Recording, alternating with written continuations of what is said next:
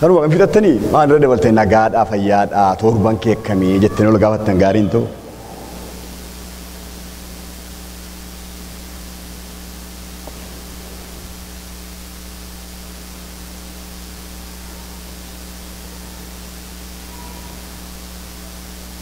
Galanni Waaqayyoof haa ta'u akkuma amma lumni dubbatanii waldaa warra wangeelaa Oromoo Torontoo duwwaa miti waldoota warra tokkummaa warra wangeelaa Oromoodhaa fi waldaan keenya hangafa. Waldaa hangafaa keessaan dhufe mee harka rukutaa Waaqayyoon galateeffadhaa waldaa hangafaadha waldaan keenya. Waldoota hangafaa keessaa tokko galanni Gooftaaf haa ta'u isa kana Waaqayyoon guddaan galateeffadhaa nagaa jaarsolii nagaa waldaa na harkaa fudhadhaame nagaa jaarsolii nagaa waldaa. Galanni Waaqayyoof haa ta'u Waaqayyo gaa'elaan eebbiseera haadha manaa Waaqayyoon sodaattu haadha manaa baay'ee immoo naaf abboomtu na dhageessu anis abboomamuu fi haadha manaa bareedduu kan taate 2018 waldaa kana dhufneerra maatiin as turanii addanaa garuu iddoo biraatti muuf godhaniiru yeroo sana dhufnee turre baay'een keessan kan nu agartan jiru yaada ammaaf Waaqayyo ijoollee sadiin nu eebbiseera ijoollee dhiiraa lamaa fi intala durbaa tokko qabna dhugaa Waaqayyo kana caalaa waan hin jedhuun qabu fixeera gara dubbii Waaqayyo danna achi wal kaanee sagalee Waaqayyo dubbisnee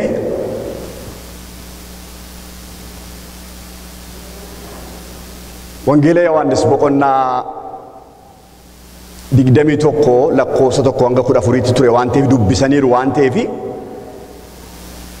dubbifameera yeroo keenya wajjin adeemuudhaaf yeroon keenya baay'ee gabaabaadha waan ta'eef Wangeela Yohaannis boqonnaa 21 lakkoofsa 1 irraa isa jiruu fi hojii ergamootaa boqonnaa 1 lakkoofsa 3 kana lamaan hin dubbisa isa kaan mana keessatti dubbifachuu dandeessu dubbifameera waan ta'eef nan dubbisa Wangeela Yohaannis boqonnaa 1 lakkoofsa 20 boqonnaa Yohaannis Wangeela Yohaannis boqonnaa 21 lakkoofsa 1 irraa maqaa Gooftaan ibsa akkas jedha. Kana booddee Yesuus ciisaa bishaan Xibriyaas bukkeetti ammas barattoota isaatti of mul'ise akka kanaatti aanee jiruttis of mul'ise jedha. Hojii ergamootaa boqonnaa 1 lakkoofsa 3 irraa dubbisa. Hojii ergamootaa boqonnaa 1 lakkoofsa 3 irraa ollaa jiru oluma bira jiru wanni hima tokko darbattanii itti baatu boqonnaa 1 lakkoofsa 3 akkas jedha hojii ergamootaa boqonnaa 1 lakkoofsa 3 Yesuus du'a isaa booddee immoo jiraata akka ta'e deddeebi'ee karaa hin mamsiifne isaanitti son mul'ise guyyaa 40 akka isaan argan godhe waa'ee mootummaa Waaqayyoo isaanitti dubbateedha noora. Mataa keenya gadi qabannee Waaqayyoon kadhanne akka nu barsiisuuf. Abbaa Gooftaa keenya Yesuus Kiristoos jaalala bara baraan kan nu jaallatte lookoo gara laafinaatiin gara keetti kan nu butatte kan kee kan nu godhatte jireenya kan nu laatte Kiristoos dhiphina keenya kan nurraa fudhate cubbuu keenya kan nurraa fudhate abaarsa keenya kan nurraa fudhate fuula kee dura dhaabbachuuf ija jabina arganne golgaa sana keessaan Kiristoos nuuf bane waa'ee kanaaf bara baraan maqaan kee kan eebbifame haa ta'u si galateeffannaa galanni siif haa ta'u amma yoonaatti sitti nu gargaare Abneezer dhagaa gargaarsa sitti nu gargaare nu gargaartee guyyaa irraa nu geessetta nu gargaartee nu dhaabdeetta nu gargaartee nu jiraachisteetta nu gargaartee guyyaa irraatti nu geessetta jimaataa kaastee amma yoonaatti nutti dubbataa turte ammas hin dhageenya akkuma garbichi kee nan dhagaa dubbadhu akkuma jedhe Saamu'eel hin dhageenya nutti dubbadhu akka si qalbeeffannuuf nu gargaari namichi xu'aashiin suni macaafan dubbisaa garuu hin hubanne Filiphositti siiqee gaafate waan dubbistu kana hubatteetta jennaan hin hubanne yeroo macaafa banannu yeroo dubbii kee dhageenyu akka hubannuuf hubannaa keenya nuuf saaqi hubannaa keenya nuuf saaqi maqaan kee kan eebbifame haa ta'u maqaa Yesuusiin ameen. Mata duree irratti dubbadhu Iyesuus of mul'isee isa jedhu Iyesuus of mul'ise. Guyyaa jimaataa kaasnee seera lakkoofsaa boqonnaa 14 lakkoofsa 7 isa jedhu kadhannaa Musee irra konfiraansiin kun kan baname yookaan yaaroon hafuuraa kun kan baname yaa Waaqayyoo humna kee mul'isi jedhee kadhatee lafa onaa sabni Israa'el gara biyya isaa abdachiifametti gara lafa aannaniif dammaatti yeroo adeemaa jiranii yeroo sana keessaa cubbuudhaan marfamanii cubbuudhaan liqeeffamanii yeroo gungumanitti Museen adda isaan lafa dhee yaa Waaqayyo humna kee mul'isi jedhee kadhatee guyyaa lammataatti kan ilaalle Waaqayyo humna isaa akkamiin mul'ise kan jedhu kaleessa olii ilaallee ture. Akkamiin mul'ise ulee Aroon isa du'aa sanaan Kiristoos wajjin akkaataan itti wal fakkaatu ulee sanaan immoo uleen sun du'aa koo Kiristoos wajjin akka wal fakkaatu akka late akka wudhi akka daraan akka jabilchaataa godhate Kiristoos immoo akka awwaala diigee ka'ee fuula Waaqayyo duratti akka argame ulee hundumaa keessaa uleen Aroon immoo dhattee saanduqa kakuu Waaqayyo biratti akka argamte iddoo fuula Waaqayyo argamu Waaqayyotti akka argamte ilaalle. Akkasumas immoo yeroo boofni hadhaa qabu isaaniddu sibiila boorra jirraa tolchiiti boofa sibiila boorra jirraa tolchiiti wal fuudhii fannise akka Yesuus Kiristoos immoo ilmi namaa akkuma Museen lafa onaa keessatti boofa sibiila boorra jirraa hojjetee akkuma wal fuudhu ilmi namaa ol fuudhuun akka ta'u Kiristoosin akka inni itti fakkaatu humna fannoo isaa yeroo ilaalu isa wajjin ol qabnee ilaallee urjiin Yaaqoob keessaa akka ba'u Israa'el keessaa immoo uleen mootummaa akka ba'u mootummaa isaa yeroo dhufu Kiristoos mootummaa isaa akka dubbate kan kana fakkaatu ilaallee har'a immoo Yesuus Kiristoos wangeela iddoo dhibbanna wangeela Yohaannis boqonnaa 21 irratti hojii ergamootaa irratti sinonnee dhuhi erga du'ee du'aa ka'ee booddee Kiristoos karaa hin mamsiifneef akka isaaniif galutti akka isaan hubatanitti akka isaan dhamdhamanii ilaalanitti akka isaan madaasaa irra ka'anitti akka isaan madaasaa ijaan ilaalanitti isaanitti siiqee gara isaatti affeeree kottaa harka koo laalaa kottaa miila koo laalaa kottaa cinaacha koo laalaa kottaa ana ta'uu koo mirkaneeffadhaa jedhee karaa sammamuu hin dandeenyetti Kiristoos yeroo of mul'isu agarra. Wangeela Yohaannis itti si deebisa. Wangeela Yohaannis boqonnaa 21 irratti maal godhe Kiristoos dhaqee ammas barattoota isaatti deebi'ee of mul'ise jedha. Iddoo kanatti namoota torbatti of mul'ise. Namoota torba keessaa maqaan nama lamaan dhaamne. Barattoota warra guyyaa jalqabaa Wangeela Yohaannis boqonnaa tokko irratti maqaan isaanii tarreeffame keessaatti isaanitti of mul'ise. Isaan keessaa kan achi keessatti warra jalqabaa keessaa kan hin turin nama Toomaas jedhamu isaan gidduutti agarra. Barattoonni lamaan kun eenyu akka isaan ta'anii hin beekamu. Maaliif hafuurri qulqulluu Yohaannis isa barreessetti akka hin ibsin nuun galu achirratti callise. Hin beeka garuu baasuu hin barbaanne achirratti maal godhe hin callise. Maaliif akka callise hojii hafuura qulqulluudha sana keessa galuun nu barbaachisu achirratti callise. Kan nama dhibu yeroo maqaa isaanii tarreesse Phexros irraa eegale. Phexros jedhee Toomaas isa Didimiyoos jedhamu jedhee akka kanaatti maqaa isaanii tarreessuutti ka'e. Toomaasin yeroo ilaallu Toomaas jedha Phexrosin yeroo ilaallu mee Phexros ilaala. Yeroo Kiristoos gara du'aatti deeme waan inni jedhe waan inni godhe waan inni ta'e tu ilaalle. Kiristoosin namni kun nama Kiristoosin ganedha. Maqaan isaa garuu olaantummaan tarree galee hundumaa dura galee barreeffame.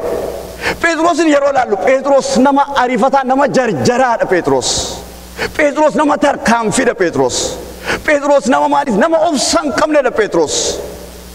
Phexros yeroo hundumaa immoo yaada Waaqayyoo tun taane yaadni nama akka ta'uu barbaadu yeroo Kiristoos Yesuus ilmi namaa dabarfamee kennama dhaqee dhiphata dhaqee ari'atama dhaqee fannifama dhaqee tutubama yeroo jedhutti cinaatti isa qabee kun sirraa fagaatu yeroo ittiin jedhetti Kiristoos akkas jedhee ati kan namaa duwwaa barbaadda malee kan Waaqayyoo hin barbaaddu jedhee seexana na dura turi nama ittiin jedhamedha Phexros. Phexros kana duwwaa miti. Phexros nama ofitti hirkatudha. Hundumti isaanii yoo si dhiisaniyyuu ani gonkumaa sin dhiisu yeroo jedhetti Yesuus Kiristoos akkas jedhee dhuguman siin jedha handaaqonni tuni al sadii nagantaa ittiin jedhee akkasuma fuula namootaa duratti Phexros maal godhe Yesuusin hin gane.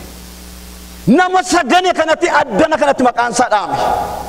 jalqabarratti warra Yesuus itti mul'ate keessa nama sagane kana nama ani san beeku namicha kana hin beeku jedheti iddoo kanatti maqaansa dura buutummaadhaan yeroo dhaamu nama ajaa'iba nama ganee tokko.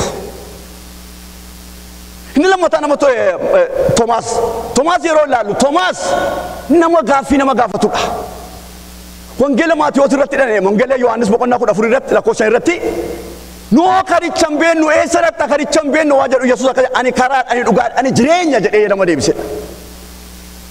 Wangeela Yohaannis boqonnaa 11 irratti immoo yeroo Alaazaar dhukkubsa jira michuun keenya annee dammaqsina yeroo jedhutti namoonni barattoonni maal yeroo zabe Yihudaa irraa kosii ajjeesuu barbaadu dhagaadhaan si rukutuun barbaadne achi maal dhandhadhe Toomaas inni Didimiyoos jedhamu akkas jedhee kottaa barsiisaa wajjin anneechitti hinduuna nama jedhe nama murteeffataa ture Toomaas. Didimiyoos jechuun nama lakkuu ta'ee dhalate jechuudha. Lakkuu kan qabu obboleessa eenyu akka ta'e hin beeknu nama lakkuu ta'ee dhalate jechuudha. Didimiyoos yeroo jedhamu. Amma Toomaas asirratti maal godhee? Gaafa Yesuus Kiristoos du'ee du'aa ka'u guyyaa 40 keessatti Kiristoos Yesuus namoota garagaraatti mul'ate. Guyyaa 40 kana keessatti al-10 mul'ate. Al-10 mul'ate keessaa guyyaa jalqabaa al-5 isaanitti mul'ise. Guyyaa 39 irratti immoo al-5 isaan mul'ise. Guyyaa 39 keessatti immoo yeroo garagaraatti al-5 deebi'ee mul'ise. Yeroo dhufee duuka buutootatti mul'isu Toomaas achi keessan turre. Saandee isa jalqabaa dilbata du'aa ka'uusa jalqabaa miisii godhe waldaa nama cinaa keenya amma si danda'ametti waldaa miisii hin godhiini oli jedhame waldaa miisii hin godhin amma si danda'ametti miisii godhe waldaa dhabe guyyaa jalqabaa guyyaa du'aa ka'uu sanatti yeroo ergamoonni arganii Kiristoos gidduu isaanii dhaabbatee kottaa jedhee harka koo ilaala madaa koo ilaala cinaacha koo ilaala nagaan siniif haa ta'u jedhe nagaa jalqaba faan du'aa ka'uus Kiristoos keessaa ba'e isan argatiin hafe Toomaas. Yeroo hundumtuu Yesuus hin ilaalan hin argin hafe Toomaas. Lafanni hin jirretti dhufe Toomaas. Walitti qabamuu qulqullootaa keessaa jarri tokko amala isaanitti ta'e jedha ergaa Ibroota boqonnaa 10 lakkoofsa 24 akkas ta'e ilaaltanii amalatti ta'e waldaan walitti qabamuu keessaafu amala isinitti ta'e inafiina ol jajjabeessaa namoonni akka waldaa dhufaniif. jedhee gorsa miisii godhe saandee jalqaba du'aa ka'uu Kiristoos hojii waliin argin hafe nagaa Kiristoos jedhe hojii waliin argin hafe Kiristoos hafuura isaatti baafatee hafuura qulqulluu fudhadhaa jedhe isa hojii waliin argin hafe Toomaas. Yeroo Kiristoos dhufee nagaatti akkuma baannee erge siniin arga waa jedhu Toomaas kana hin argatiin hafe Toomaas kana miisii godhe saandee miisii godhe argama Waaqayyoo sana eebba achi ture rivaayivaal achi ture aareffama achi ture erga achi ture sana Toomaas hin argatiin hafe miisii godhe saandee jalqaba Toomaas. Yeroo dhufeetti mana Toomaas ilaali. Toomaas gooftaa arginenna ani tasuma innamannu jedhe maaliif ennaan harka koo yoon irra kaa'e malee madaasa lamaan ijasa yoon arge malee yoon qaqqabadhe malee tasuma inamanu gaafa jedhu sababa kanaatti namoonni maal jedhani warri lallaban warra akka koo lallaban maal jedhu Toomaas isa shakkitu jedhameedhaan maqaan biraan laatame Toomaas isa shakku. Yoo arge malee kan inaman yoo qaqqabe malee kan inaman yoo jaan arge malee kan inaman Toomaas isa shakkitu kan jedhu maqaa kana fuudhanii itti uffisan Toomaasitti. Baba, guyyaa jalqabaa miisii godhe. Gaafa torban gaafa guyyaa 8ffaa torbeetti garuu hundumaa dura dhufee argame achitti. Gaafa dhufu Kiristoos dhufee Toomaas kottu jedhe. Toomaas kottu.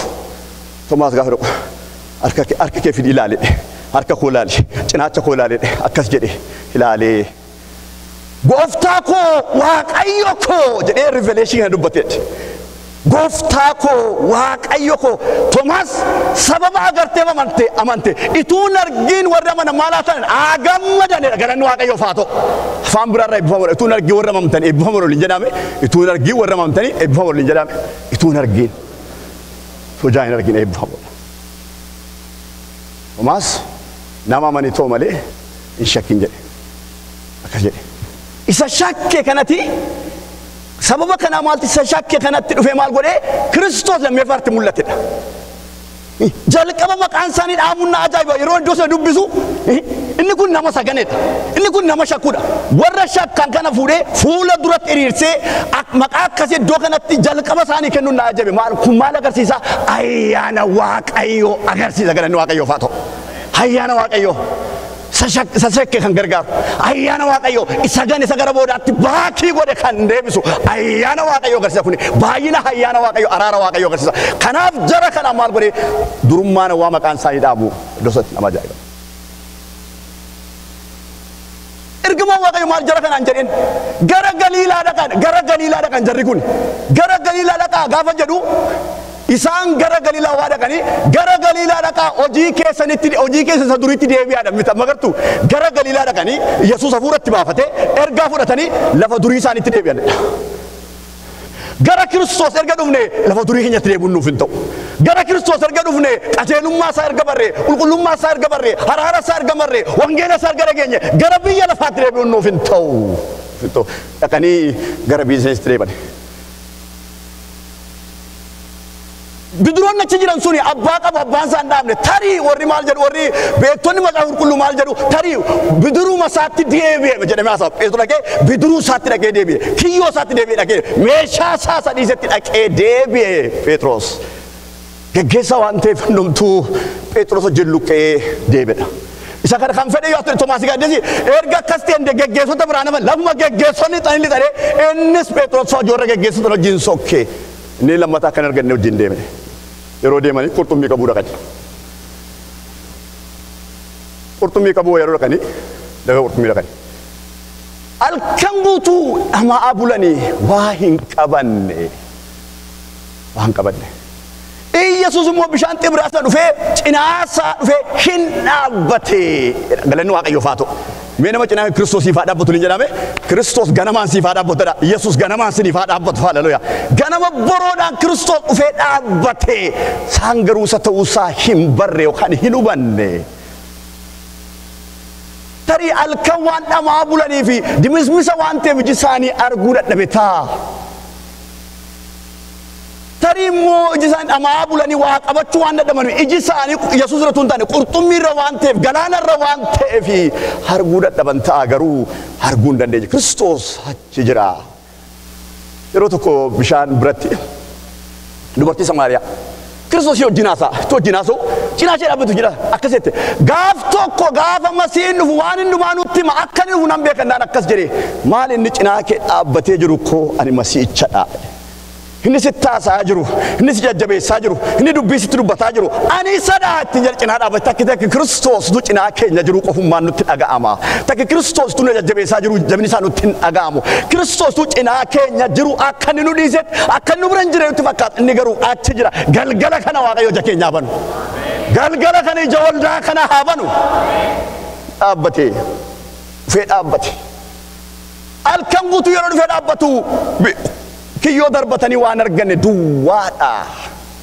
ganama yeroo dhaabbatu duwwaa isaaniirra dhaabbate waaqayyo duwwaa keessanirraa dhaabbatu duwwaa isaaniirra dhaabbate dhamaatee isaan dhamaanii waggaa kana halkan guutuu dhamaanirra waan qabanne sanirra iddoo qaawwa isaanii iddoo duwwaa isaanii iddoon jireenya isaanii dhufee ganamaan dhufee hin dhaabbateef Kiristoos iddoo si dhiphiseerra siif haa dhaabbatu iddoo si yaaddeesseerra siif haa dhaabbatu iddootti qabachuu dadhabne dhufee siif haa dhaabbatu iddootti dhamaatee bira ga'uu dadhabne Kiristoos siif haa dhaabbatu dhufee dhaabbateef akkas jedhee ijoollee jedhe waa qabattaniitu endaan waa'uu jedhan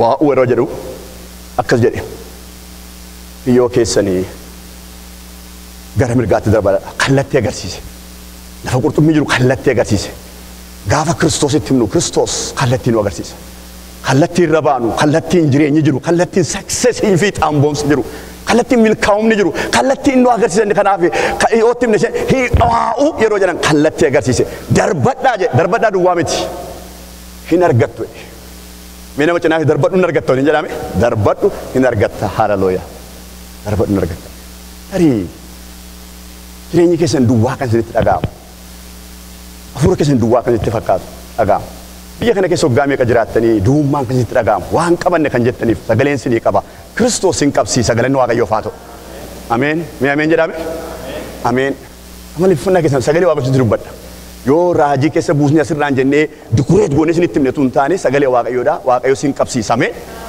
nama ciraa keenya jiru waaqayyo sin qabsiisaadha sin qabsiisa amani waaqayyo sin qabsiisa Inni isaan qabsiise Yesuus Kiristoos kaleessas arras bara maalidha sanuma jedha. Inni gaafa dhufee isaan qabsiise arrallee hin hojjeta Kiristoos. Inni nutti amannu kun Kiristoos maal godha? In godha. Hin darbatanii qurxummii qabatanii. Amma harkisuu dadhabanitti maal guutee gaafa jedhu yeroo dinqii kana maal godhe Kiristoos isaanitti mul'isuu barbaade humna isaa kana agarsiisuu kana maal jedhe barattuu inni jaallatu Yohaannis akkas jedhe innoo gooftaadha jedhe galanni Waaqayyoof haa ta'u. Mee innoo gooftaadha jennu innoo gooftaadha haalelooyaa. Inni nama qabsiisu kun eenyudha? Innoo gooftaadha jedhe haalelooyaa. Inni duwwaa namarra dhaabbatu inni gooftaadha. Inni ganamaan kee nama gargaaru inni gooftaadha jedhe innoo gooftaadha jedhe haalelooyaa. Innoo muuxannoo keenya hin jenne, innoo dandeettii keenya hin qabanne hin jenne, innoo sababa yaalii kanaan hin jenne, innoo gooftaadha jedhee gooftummaa isaa kanaatti yeroo labsuu agarra. Phexros yeroo dhaga'u qomee isaa ofirra buusee galaana keessatti gad of darbatee achi keessaa hundumtuu ba'anii gara bishaanicha keessaa ba'anii yeroo ba'anii Yesuus Kiristoos maal godhe? Barbadaa abiddaa qabsiise.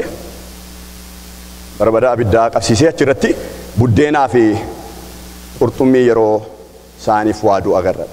Yeroo inni sarvi godhu agarra. Qurxummii isaaniif waadaa yeroo argan dhufanii. Iddoon sun baay'ee laphee kana tuqaa iddoon suni numti keessan Phexros ilaalaa. Yeroo achi ba'u Phexros abidda arge, abidda irratti immoo qurxummii arge, abidda irratti immoo buddeen arge. Maal yaada Phexros? Phexros maal yaada yeroo kanatti? Phexros yeroo yaadu mee waa'ee abiddaa yeroo yaadu yaadannoo gaarii isaaf miti. Miimoorii gaarii miti isaafidha. Jireenya keessan keessatti baaddi miimoorii kan jedhan qabdu. Oromeeffamaadha baaddi miimoorii hamaadha. Yaadannoo hamaa qabdu. Phexrosiif yaadannoo hamaadha. Har'a Waaqayyo yaadannoo hamaa isinirraa rukkutame. Phexros yaadannoo hamaadha. Maaliif yaadannoo hamaa ta'e isin agarsiisa? Luqqaas boqonnaa 22 lakkoofsa 54 kaasnee dubbisatti dhagaa. Luqqaas boqonnaa 22 lakkoofsa 54. Kana booddee Yesuus qabanii fuudhanii adeemanii gara mana hangafa lubootaa geessanii. Phexros immoo isa fagaatee duukaa hin adeema ture.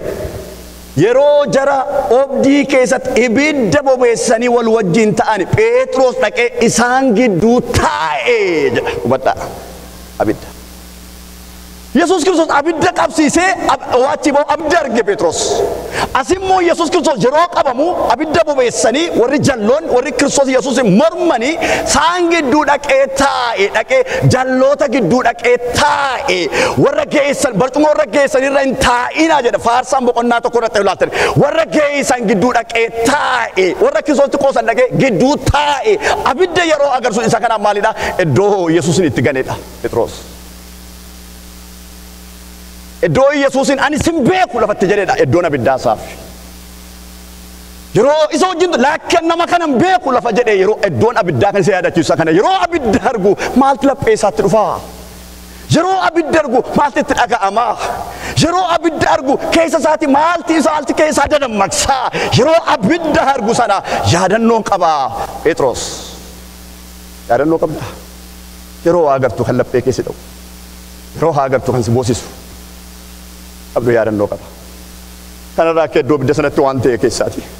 Yeroo abiddi sana keessaa inni gara ifaatti ba'ee teenyaan intalli tokko ija isaatti baaftee namichi kun isa wajjin ture jette inni garuu intalattiin ana anoo isa hin beeku jedhe iddoo abiddaatti maal isaa fi lafa sanni ani san beeku lafa jedhe ani san beekuu isa yaadachise iddoon abiddaa sun. Lammataa maal jedhe? Yeroo xinnoo abdii immoo namni kan biraan dhufee argee atis immoo isa keessaa tokko ittiin jedhe Phexros immoo ana miti namichoo ana miti namichoo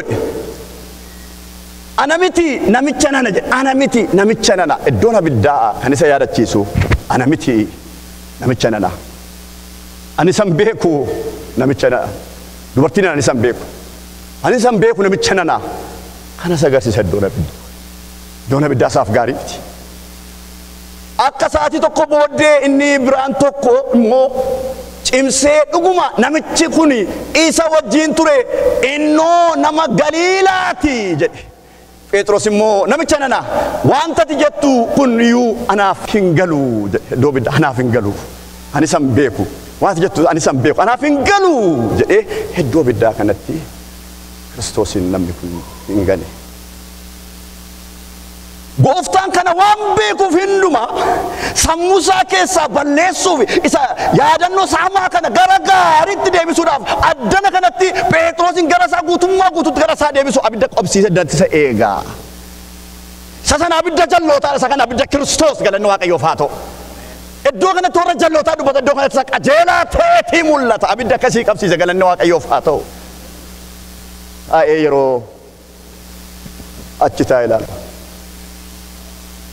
Iddoo biddaa sanatti handaaqooti yerootti iyyuu ni maayidha. Yeroo handaaqoon iddoo sanatti iyyite innis maal godhe Kiristoos Yesuus garagalee Phexrosin ilaale innis mararfatee boo'e. Iddoo bidda sanatti lafatti Phexrositti boo'e.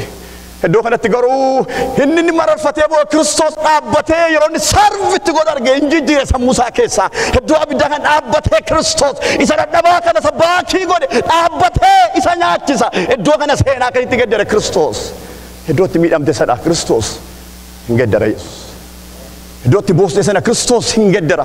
Iddootti hubatamuu dhabde sana Kiristoos hin gaddara. Iddoo humna dhabdee qajeelummaa jechuu dadhabde qulqullummaa jechuu dadhabde iddoo kana Kiristoos hin gaddara. Galanni Waaqayyoof haa ta'u. Hin gaddara Kiristoos.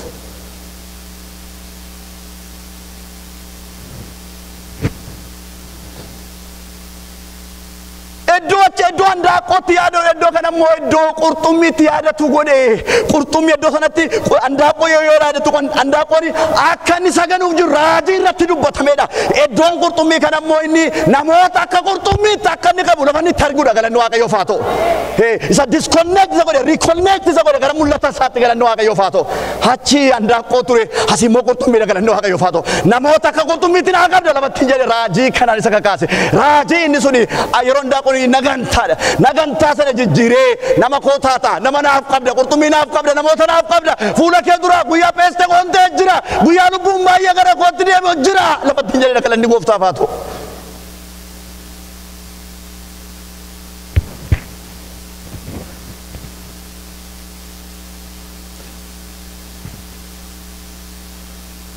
Arra yeroo keenya baay'ee deemaa jira waan ta'eef baay'ee diteelii isaa keessa hin naqu.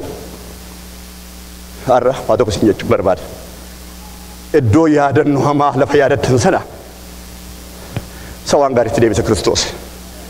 Iddoo gaa'ila keessan keessa iddootti miidhamtan, iddoo hojii keessa lafatti miidhamtan, biyya kana dhuftee lafatti miidhamtan, iddoo hamaa sana iddoo yaadattan waan sitti dhufu waanuma kan arguun barbaadu lafa jettan sana Kiristoos gara gaariitti deebisa. Nama cinaa keenya jiru Kiristoos nama gara gaariitti deebisa dhaame gara Kiristoos gaariitti deebisa. Sagalee Waaqayyoo irraa dubbisa.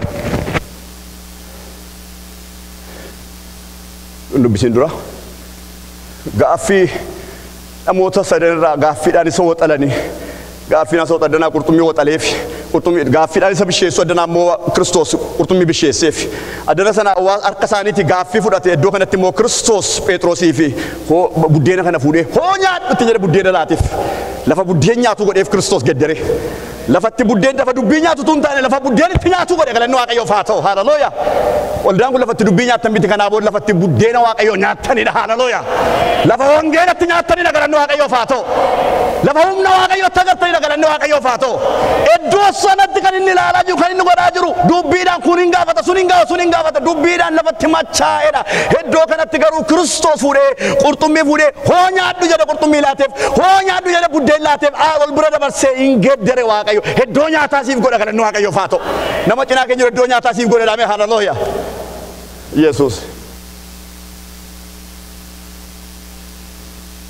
Faarsaa 84 dubbisee nan dhaaba yeroo keenya jira deemaa waan jiruuf. Faarsaa 84 lakkoofsa 6 akkas jedha. Yeroo dachaa gogee nama boossisu keessa adeemanii yeroo dachaa gogee nama boossisu keessa adeemanii dachaa gogee si boosisu keessa deemaa jirta. Dachaa gogaadha kan jettu. Gogeera jettee bo'aa deemtu. Iddoo sana lafa bishaan burqu hin godhatudha. Agartuu? Iddoo gogaa sana iddoo maalii godha? Mee iddoo bishaanii godhadhaa mee? Iddoo bishaanii godha. Iddoo dhabumsaa sana iddoo irraa hafaa godha Kiristoos. Hin geddara Kiristoos. Amani duwwaa. Just live amani. Kiristoosiin amani. Amani. Iddoo sana lafa bishaan burqu hin godha. Bokkaan inni duraa roobee eebba isaa irra hin diriirsa jedha galanni Waaqayyoof haa ta'u. Ameen. Waldaa kana irratti Waaqayyo eebba isaa hin diriirsa. Tajaajiltoota keessanitti Waaqayyo eebba isaa hin diriirsa. Ijoollee keessanitti Waaqayyo eebba isaa hin diriirsa. Iddoo irraa hafaasinii godha Waaqayyo galanni Waaqayyoof haa ta'u. Iddoo maali irra deebisee dubbisa hubadhaa. Isaan yeroo dachaa gogee nama boosisu lafa Phexrositti boo'ee ture iddoon abiddaa. Iddootti boo'ee ture. Iddoo sana lafa bishaan burqu hin godhatu. Bokkaan inni duraa roobee eebba isaa irra hin diriirsa. Isaan caalaa humna godhachaa hin adeemudha. Hallelujah. Caalaa humna godhachaa adeemtu galanni Waaqayyoof haa ta'u. Faarfannaan keessan humna godhachaa adeema. Lallabni keessan humna godhachaa adeema. Wal adeemtonni keessan humna godhachaa adeema. Waldaan keessan ogummaadhaan dubbii Waaqayyoodhaan humna godhachaa adeema galanni Waaqayyoof haa ta'u. Humna godhachaa adeema. Humna godhachaa adeema. Humna godhachaa adeema. Tulluu Xiyoon gubbaatti fuula Waaqayyoo durattis hin argamu jedha. Hallelujah. Phexros sawarra jalloota dura dhaabbatee ture ammaa isa qulqulluu sana isa mudaa hin qabne sana Kiristoos dura dhaabbate Phexros. Galanni Gooftaaf haa ta'u. Yesuus buddeenicha fuudhee isaaniif kennee qurxummiis akkasuma godhee Yesuus du'aa erga ka'ee booda kaafamee kana si'a sadeeffaa barattoota isaatti on mul'isedha. Kiristoos on mul'isa. Akkamiin on mul'isa kanaa booda Kiristoosin akkasiin amantan shakkiin qabu. Kiristoosin akkam biyyatti akka beektan mana Waaqayyootti akka guddattan harka Waaqayyoo agartan hin beekan. Hamma garuu Kiristoos humna isaan sin gidduutti mul'ata. Hamma garuu Kiristoos humna isaan sin gidduutti mul'ata. Ishee kana naa qabaa. Kiristoos humna isaan sin gidduutti mul'ata. Ameen. Kiristoos humna isaa agartanii eenyuun jettanii kun humna Waaqayyoo kuni Kiristoos inni gooftaadha jettu galanni Waaqayyoof haa ta'u. Mana keessan irratti gooftaadha jettu. Jireenya keenyatti gooftaadha jettu. Iddoo hundumaa gooftaadha jettu. Galanni Waaqayyoof haa ta'u. Faarfannee boodannaa gooftaan sinaa eebbisu akka rukunne Waaqayyoon galateeffannu.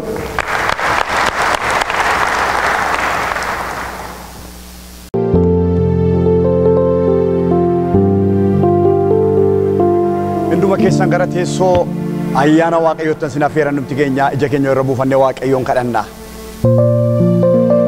Hundumti keenya kallattiin jirruun fuula Waaqayyoo barbaaddanna Waaqayyoo taasofnaa. Waaqayyo sila nutti haasaa ture amma yeroon kun yerootti Waaqayyo wajjin dudubbannudha.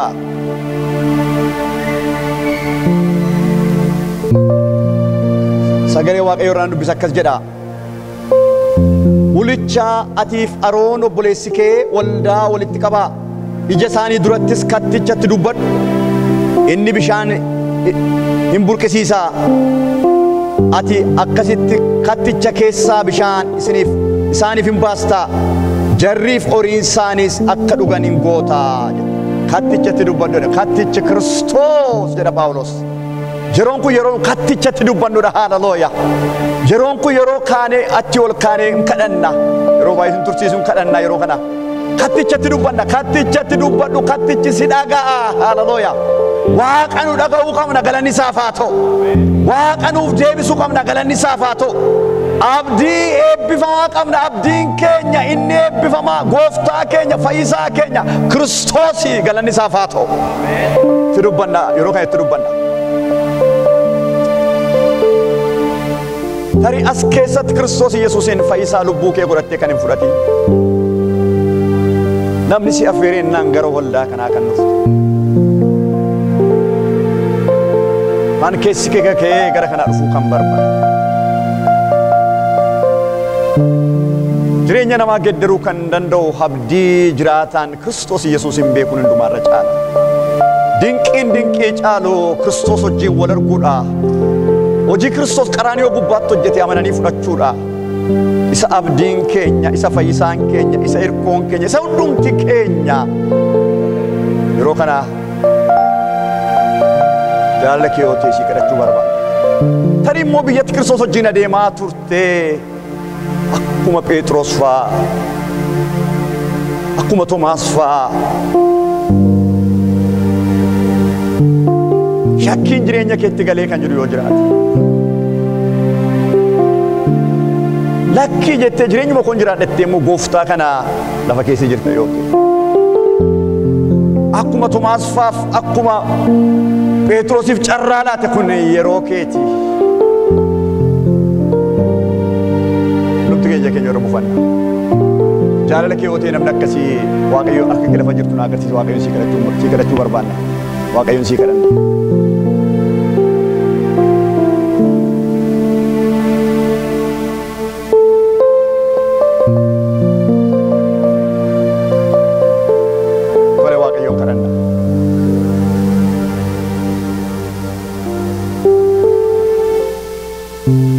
yeroo rakkinaatti na waammadhu ani immoo achi keessaa buteen si baasa ulfina naa laatta akkuma jette si waammanna sabni kun kan keessa jiru wallaansoo keessa jiru keessaa galgala kana haa ba'u ala ulfaate keessaa galgalli kun galgala ba'uu haa ta'u si waammanna dhibee keessa jiru warri dhukkubsatan dhukkuba isaanii keessaa haa ba'an warri gaaffii qaban gaaffii isaanii keessaa haa ba'an warri rakkina keessa jira rakkina isaanii keessaa akka isaan ba'aniif si waammanna harki kee inni nama baasu galgala kana isaan haa baasu warra dhibee garaagaraa qaban warra dhukkubsatan fidanii miila Kiristoos jala kaa'anii inni isaan fayyisee isaan ergee akkuma jedhu galgala kana si kadhanna warri dhukkubsatan haa fayyani harki fayyisuu kee isaaniif haa diriiru harki fayyisuu kee isaaniif kan diriire haa ta'u dhukkuba garaagaraan qabamanii kan jiran jireenyi isaanii miidhamee kan jiru galgala kana si kadhanna fayyina kee jireenya isaa irratti argani fayyisuu kee jireenya isaa irratti argani akkuma qaama ishee irratti fayyisuu kee agarte waan isheef oole hubattee dhuftee miila kee jalatti lafa dhooftee waan ati gooteef akkuma dubbatte galgala kana fayyina qaama isaa irratti argani fayyina galgala kana jireenya isaanii irratti argani warra sin dhufiinis mana jiran dhukkubsataa kan jiran yoo jiraatan maqaa gooftaa Yesuus Kiristoosin sagaleen kee inni isaan fayyu isaaniif haa ergamu sagalee kee duwwaa ergi namoon koon fayyadha lafa jiranitti haa fayyani walii galleessi kadhanna harka keenya gara waaqatti ol qabnee kadhannaaf namoota dhukkubsataniif haalelooyaa namoota dhibee garaagaraa lafuma teessan harka keenya ol kaasnee kadhannaaf haalelooyaa harka keenya gara keetti qabneerra yeroo kanatti dhukkubni isaa irraa rukkutamu dhukkubni isaan dhibbisu jireenya isaa irraa kan cabe haa ta'u dhanna gubaa mataa waraansa ta'an maqaa gooftaa Yesuusin gadhiisee kan deeme haa ta'u kan namaaf hin danda'amne siif hin danda'ama jedha dubbiin kee kan dooktaraaf dadhabame hin danda'amu kan jedhan kan immoo namatti himachuun isaanitti ulfaate yeroo kanatti harka fayyisuu keetiin maqaa gooftaa Yesuusin kan fayyana haa ta'ani maqaa gooftaa Yesuusin kan fayyana haa ta'ani haleluuyaa maqaa gooftaa yeroo kanatti harki fayyisuun kee isaaniif haa gadhiifamu katticha keessaa fayyisuun isaaniif haa gadhiifamu katticha keessaa hiikamuun isaaniif haa gadhiifamu katticha keessaa nagaan isaaniif haa gadhiifamu haleluuyaa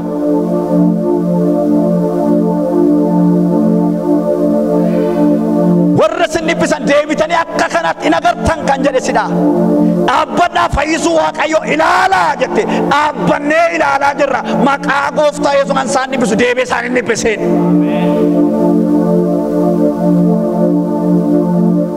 maqaa gooftaa Yesuus Kiristoos nama Naazreetiin afurri nama dhibbisu afurri yaaddoo namatti naqu humna du'aa ka'u Kiristoosin kan cabe haa ta'u maqaa gooftaa Yesuus Kiristoosin kan cabe haa ta'u afura nama dhiphisu afura sodaa namatti naqu afura yaaddoo namatti naqu afura shakkii namatti naqu maqaa gooftaa Yesuusin ifannaa ifatamaa maqaa gooftaa Yesuusin ifatami maqaa gooftaa Yesuus Kiristoos nama Naazreetiin sabni kun saba dhiigaan bitameedha qooda hin qabdu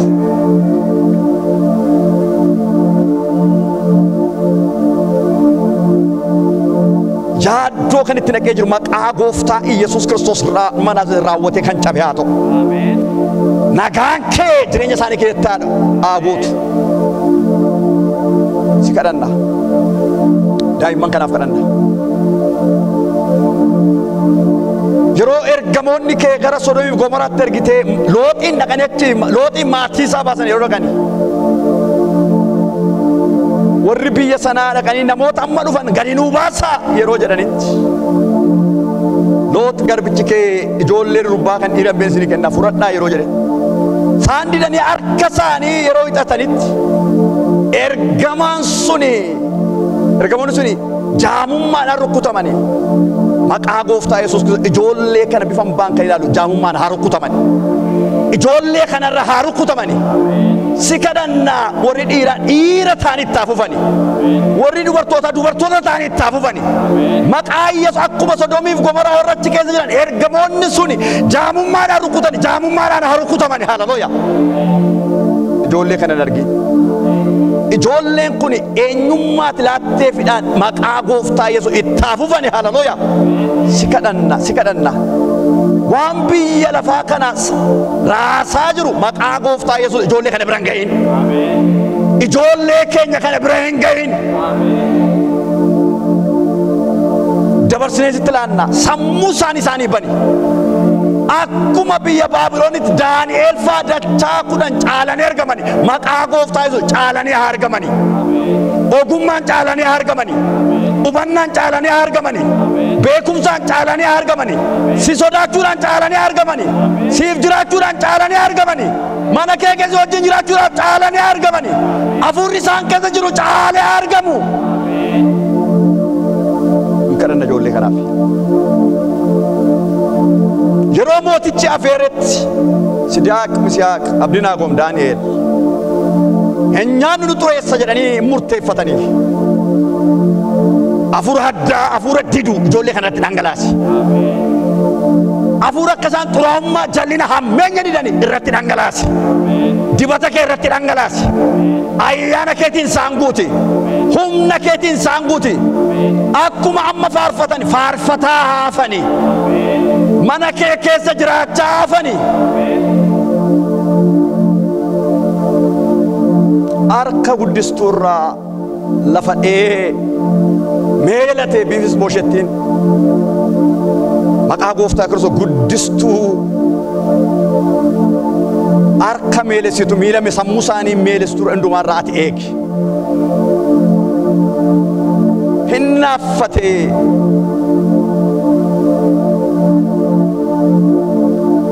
mucaan Yoonaata waan sammuu isaanii naaffessu, waan ilaalcha isaanii naaffessu, waan jireenya isaanii naaffessu, waan egeree isaanii naaffessu hundumaarraa siin kan eegaman haa ta'ani. Dubbii ayyaana keetiin kan eegaman haa ta'ani. Dubbii ayyaana keetti allaadha. Si kadhanna ulfina maqaa keef jedhii ijoollee kana ati eegi. Si kadhanna geggeessitoota waldaa kanaaf geggeessitoota fudhadha. Eenyuun nu dura ba'a jedhanii yeroo isaan gaafatanitti leenci gosni Yihuudaa sin dura haa ba'u akkuma jedhan. Geggeessitoota waldaa luba waldaa kana dura ba'i. Humna moo'icha keetiin dura ba'i. Geggeessitoota kana ayyaana keetiin humna keetiin ati guuti. Ayyaanni isaan irra jiru dibanni isaan irra jiru dabalaa haa deemu. Bara dhumaa irratti ana hafuura koo foon qabeessa hundumaa irratti nan dhangalaasa jetteetta. Waldaa kana irratti hafuura kee dhangalaasi. Waldaa kana irratti dibata kee dhangalaasi. Waldaa kana irratti sagalee kee dhangalaasi. Waldaa kana irratti ayyaana kee dhangalaasi.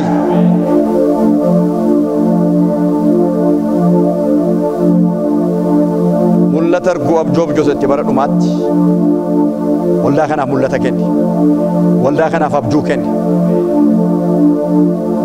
Sagalee kee dubbattee lafa Phexros abidda sana ilaalee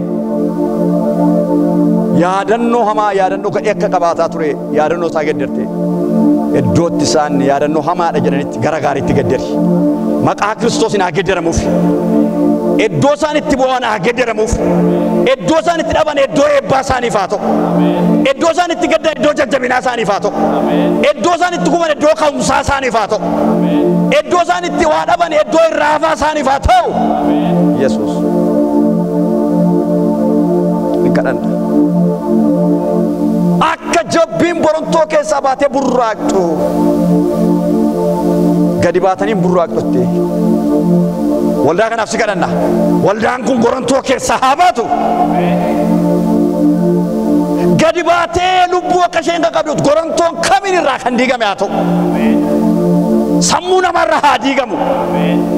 Sodaan jireenya namaa qabatee jiru hundumaarra maqaa gooftaa Yesuusiin kan diigame haa ta'u.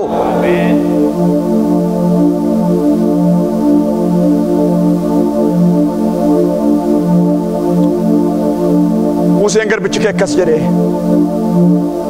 dhaqii itti dubbatte jette dhaqee itti dubbadheera na dhaga'uu didee jedhee gaafa itti dubbata akkas jette amma garaagarummaa nan godhaa jette waldaa kana keessatti garaagarummaa naa ta'u tajaajila isaanii keessatti garaagarummaa naa ta'u faarfannaa isaanii keessatti garaagarummaa naa ta'u lallaba dubbii kee keessatti garaagarummaa naa ta'u gaa'ila isaanii keessatti garaagarummaa naa ta'u bakka hojii isaanii keessatti garaagarummaa naa ta'u waaqa garaagarummaa godhuudha. Warra waaqayyoof sodaataniif warra na tajaajilaniif warra na tajaajile gidduutti garaagarummaa nan godha jette tajaajila isaanii keessatti garaagarummaa naa ta'u gama warra Israa'eliif gama warra Misrii immoo dukkanattee garaagarummaa guddaa goote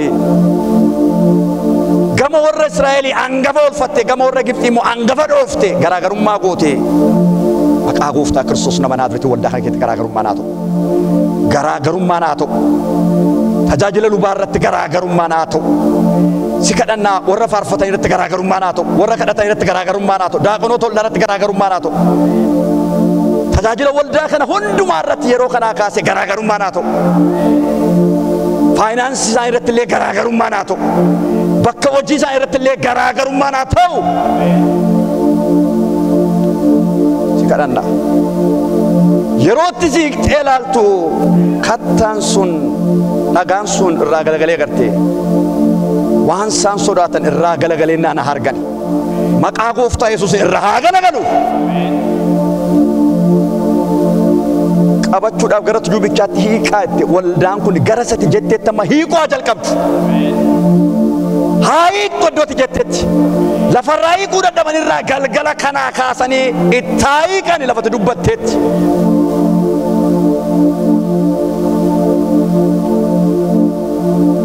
Dibatoo asaatiin na dibee gaanfa koka gaafa gafarsaa walnaaf qabee jedha dubbiin kee dibatoo aadhaan amantoota tajaajiltoota kana dibi gaafni isaanii walaa jedhu dubbiin isaanii hundumtuu yaa Waaqayyo dubbatanii akka isaan dhaggeeffatu karaa hundumaa wal isaan qabu yaa Waaqayyo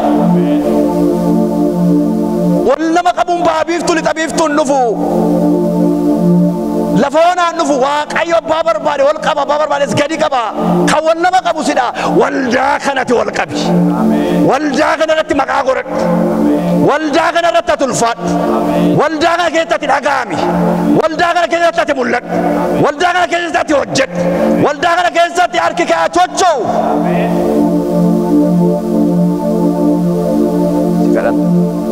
yeroo kana maatii lubaadhaaf kananna obboleettii keenya haadha fuuraa keenya kan taate qabbaneedhaaf kadhanna obboleettii kanaaf hin kadhanna obboleettiin kun gatii guddaa baaste luba caalaa isheetii gatii baase yeroo gara Keeniyaa dhufanii hojii qabdi hojii gaarii qabdi miindaa gaarii argatti waamicha Waaqayyo beektee hojii ishee dhiiste dhuftee Keeniyaatti hojii dhabduu taate gatii guddaa baaste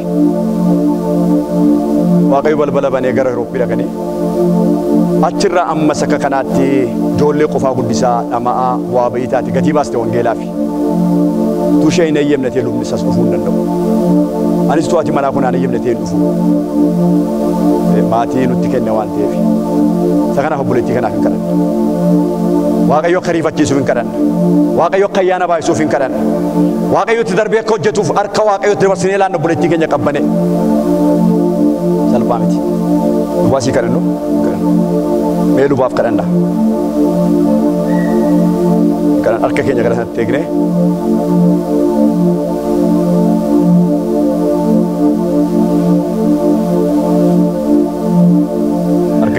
walitti qabnee kana.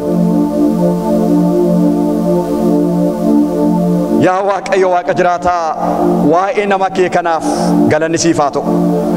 Waa'ee obboleettii keenya qabbaneedhaaf galanni siif haa ta'u. Waa'ee ijoollee isaaniif galanni siif haa ta'u. Akkuma Abrahaamiin mucaa keessa jaallatu tokkicha sana gaara Mooriyaa irratti na aarsaa godhi naa dhiyeessi jetteetti dubbatte. Innis obboroodhaan ka'ee gaara Mooriyaa iddootti jette sana dhaqatee iddoo aarsaa sanatti dhisee kunooti jedheetti kenne. Atis na sodaachuu kee argeera mucaa sana harka hin geessin jette. Ijoollee isaa aarsaa godhee Keeniyaa kaasee haadha manaa isaa aarsaa godhee kanatti tajaajilaa jira. Maqaa Gooftaa Kiristoos nama Naazreetiin. Ati nama kana ulfeessi. Ati nama kana gargaari. Obboleettii keenya gatii baasaa jirtu ijoollee kanatti mul'isaa jirtu yaa Waaqayyo. Dhimma isaatti darbi dhimma isaa ariifachiisi. Dhimmi Yoosef akka ariifate dhimma isaa ariifachiisi. Yaa Waaqayyo Waaqa jiraataa waa'ee Yoosef in ariifachiisan jedha. Waaqayyo si kadhannaa. Akkuma fuula kee duratti simboo argate. Akkuma fuula saba kanaa duratti simboo argate. Akkasuma dhimma isaa warra qabatan hundumaa biratti ati simboo kenniifi. Ati simboo ta'eefi. Waaqayyo yaa Waaqayyo Waaqa jiraataa obboleettii keenyaaf kana caalaa ayyaana baay'isiif. Kana caalaa humna kenniifi. Kana caalaatti ishee gargaari yaa Waaqayyo. Lafa isheen jirtu hundumaatti yaa Waaqayyo Waaqa jiraataa ayyaana kee gaarummaa kee tola kee baay'isiif yaa Waaqayyo. Waaqayyo karaa namaa toshitaa dubbiin kee akkas jedha. Warra Asooritti hafee jiraniifis Waaqayyo karaa in qopheessa karaa in tolcha jedha dubbiin kee. Maqaa Gooftaa Kiristoos ati karaa tolchiifi. Ati karaa tolchiif yaa Waaqayyo Waaqa jiraataa. Garaagara abbaan mana haadha manarraa irraan fagaateen jedha dubbiin kee walirraa fagaatanii jiru. Warra walirraa fagaate kana yaa Waaqayyo Waaqa jiraataa haala isaa qindee mijeessite yaa Waaqayyo akka isaan wal argan gochuun fedhaaf jaalala kennuuf haa ta'u. Dhimma isaaniitti darbi. Waaqayyo Waaqa jiraataa hojii hojjechuu dhufeera. Kana caalaa ayyaana kee baay'isiif. Kana caalaa humna kee baay'isiif. Kana caalaa mul'ata kenniif yaa Waaqayyo Gooftaa. Waan jalqabe kan inni fiixaan akka inni fiixaan baasu isa gargaari. Kana caalaa adeemee naannee akkas tajaajiluuf yaa Waaqayyo ayyaana keetiin isa gooti. Humna keen isa gooti. Harka Isxifaanosfaatti dinqii gooti harka isaa keetti dinqii godhi. Itti gaafatamaan saasidha yaa Waaqayyo. Galanni siif haa ta'u. Saba kanas yaa Waaqayyo. Akkuma kana dura jaalala agarsiisaa ture saba kanatti jaalala kana caalaa agarsiisuu akka danda'utti. Saba kanaaf obsuu akka danda'utti. Saba kana yaa Waaqayyo gara laafummaadhaan garraamummaadhaan gad of deebisuun akkuma tajaajilaa ture. Ammallee ayyaana kee baay'isi kana caalaa tajaajiluu akka danda'utti yaa Waaqayyo. Gatiittii isaa bal'isi. Gatiittii isaa kor bal'aadha jette baachuu danda'atte gatiittii isaa kana caalaa ati bal'isiif. Yaa Waaqayyo Waaqa jiraataa saba kanas gargaari. Sabni kunis gad of deebisee yaa Waaqayyo abootitti laatteef akka inni bitamu akka inni bulu tole akka inni jedhu saba kanaaf ayyaana baay'isiif. Yaa Waaqayyo Waaqa jiraataa saba kana dabarsanitti laadhaa saba kanatti ulfinni kee haa mul'atu. Luba kanas waan gargaarte hunduma keenya waan gargaarteef ulfaadhu maqaa Yesuusiin ameen.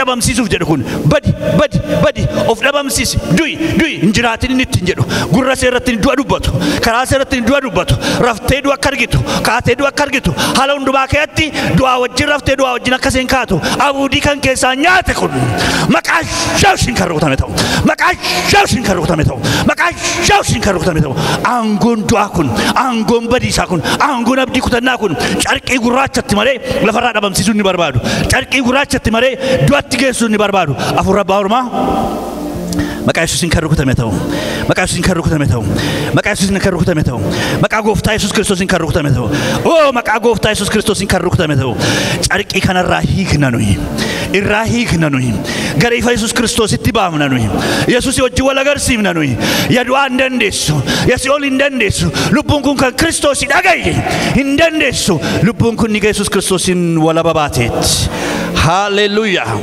harka kee walitti kunne Waaqayyoon galateeffanna. Hallelujah, hallelujah. Galanni siif haa ta'u. Galanni siif haa ta'u. Galanni siif haa ta'u. Galanni siif haa ta'u. Namoonni tajaajilarra turtan iddoo garaa garaatti gara biyya kanaa dhufuudhaan tajaajilarraa gara booddee deebitam taa'ame warri kaan ta'a. Tajaajilaa kan turtan geggeessaan faarfannaan gorsaan karaa adda addaa tajaajilaa kan turtan amma garuu dirree tajaajilaarra kan hin jirre yeroo isin qabattanii ofii murteeffattanii kan dhiiftan utuu man beekin immoo kan irraa fagaattan fuulduratti isin waaman Waaqoon isin kadhadha Waaqoo kanni haaressee fidee waldaa kana jiraatu tana waldaa kana keessatti waldaa biraa jirtus tanaan waldaa sana keessatti afurri Waaqoo deebi'ee kan isin hojjetu barbaada. Kanaaf namoonni akka kanaa jiraattan warri kaan gajjadhaati kadhadhaa gaggalagaltanii ilaalinaa Waaqayyoon kadhannaan malee dhoksaa namaa bakkee baafna cubbuus miti kun jireenyi biyya kanaa ulfaataadha hadhaadha yoon hojjetan ta'e karaa manaan kaffalatan ta'e karaa irratti ba'utu jira obboloota ko jireenyi biyya kanaa namatti ulfaata akka namoonni biyyaa ta'anii ilaalan miti hamaadha hammeenyi biyya kanaa isinitti ulfaate iddoo Waaqayyo isin waame dhaabachaa kan hin jirre yoo jiraattan fedha keessanuu ta'e jaalala Waaqayyoon isin gaafadha achuma ta'a harka keessan gara gooftaatti kaasaa ani gooftaa kanan tajaajiluu barbaada isaafan kurkuruu barbaada kan jettan dirree tajaajilaarra kan hin jirre fedha keessanuu ta'e harka keessan kaasaa Waaqayyo si haa eebbisu harka keessan kaasaa anatti miti isa hundumaa danda'u saddanarraa faarfatamu abbaa mana kanaas ta'e abbaa qe'ee kanaas ta'e isa hojii hojjechuu danda'u isa siin deebi'ee dibata dachaa dibata Eliyaas tokko ture dibata Elsaa immoo dachaa ture Eliyaas tajaajilli isaanii dhuma galaana Yordaanos gargar kutu ture kan Elsaa garuu lafee isaa du'aatu du'aa kaasa ture lafee isaatti galee afurri Waaqayyo dhaqee Kanaafi yoo jiraattan Waaqayyo isin ergachuu barbaada yoo jiraattan Waaqayyo dhimma isinitti ba'uu barbaada yoo jiraattan Waaqayyo isiniin hojjechuu barbaada hirni isin hin reebunne akka namni ilaalutti isin hin ilaalunne yaada gaarii isinirraa qaba isin hojjechiifata dhimma kana keessatti biyya kana keessatti Waaqayyo dhimma isinitti ba'uu barbaada yoo jiraattan dabalaati ani gooftaa koon deebi'ee tajaajiluu barbaada waadaa man isin gashisiisa malee asis isin waamuu yaadda'inaa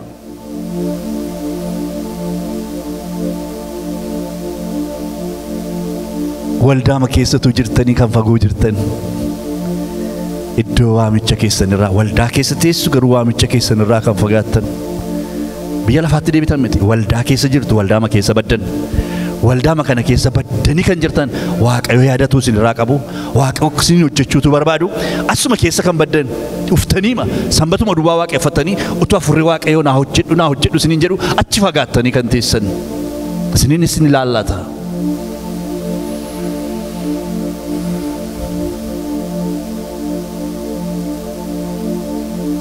dubbiin kee akkas jedha bishaanni iddoo aarsaatii ba'e sun bishaanota biraatti yeroo dhaqee dabalame bishaanonni sun isin haara'anii lubbuuwwan bishaan sana keessa jiran hundumtuu haara'anii jireenyatti fufan jedha dhangala'inni dubbii keetii karaa faarfannaa karaa lallabaa karaa garagaraa addanarraa dhangala'aa ture warra mudhii isaanii diinee hiikkachiise warra mudhii isaanii haalli hiikkachiise dirree tajaajilaarra deddeebi'aa turanii tajaajila isaanii kan dhiisan har'a hafuura kee irratti waan haareessituuf si haa galatu ameen jennee wal harkaa fuunee kadhannu yaa Waaqayyo hafuura haaromsaa waan ergiteef si haa galatu yaa Waaqayyo hafuura haaromsaa waan ergiteef si haa galatu hafuura tajaajilaa waldaa kanarratti waan dhangalaafteef si haa galatu nama tajaajilatti bobbaasuudhaaf waan hin dhabneef si haa galatu namoota tajaajila barbaadan baay'een gara waldaa kanatti miilli isaanii waan deebi'uuf si haa galatu warras jiran keessaa kan nuuf kennan warra gara kanan dhumne keessaa kan dhufanii Waaqayyo tajaajilinaan jedhe jedhan meeshaa kan taphatan meeshaa kan sirreessan kan keessummeessan kan kadhatan kan lallaban kennaa kennuudhaan mana keetiif maallaqa kennuudhaan kan tajaajilan namoota dubbisuun namoota jajjabeessuun kan tajaajilan jaalala namootatti agarsiisuun kan tajaajilan qaawwaa mana keetii karaa garagaraa dhaalaaluudhaan kan tajaajilan jireenya qajeelaaf qulqullummaa jiraachuudhaan fakkeenya kan ta'an yaa Waaqayyo gara saba keetiitti waan dabalamaniif si haa galatu warra kana keessaas dabaltee dibdee waan kaaftuuf si haa galatu dibata waan nuti hin hirrifneef galanni siif haa ta'u galanni ulfinni guddina aangoon siif haa ta'u maqaan kee haa eebbifamu dibanni tajaajilaa waan nurratti dhangala'eef dhangala'ina dibata kee kanaaf ulfaadhu maqaa gooftaa Yesuus Kiristoosiin ameen yeroo kana immoo yerootti namoota nu tajaajilaa turaniif Waaqayyoon